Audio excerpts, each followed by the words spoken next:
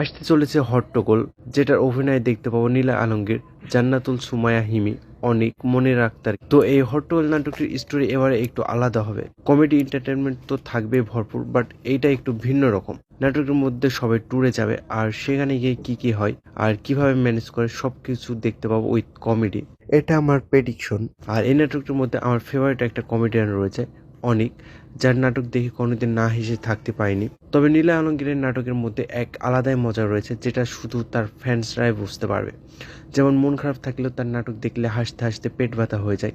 আবার আপনারা একটা জিনিস জানেন নাকি, তবে আমি বলে দিই, নীলা আলমগীরের নাটকের বাজেট কিন্তু অন্য সামাজিক নাটকের তুলনায় একটু বেশি থাকে বরাবর, আর আয়ও করে অনেক বেশি। তো যাই হোক, এই হট্টগোল নাটকটি এখনও রিলিজ হয়নি, খুব শীঘ্রই রিলিজ হয়ে যাবে। আর আজকালের মধ্যে ট্রেলারটি দেখতে পাবো ইউটিউবে। তো আপনারা কে কে এই নীল আলমগীর এবং অনেকের ফ্যান, অবশ্যই কমেন্ট বক্সে সাড়া দিয়ে যাবেন। ধন্যবাদ।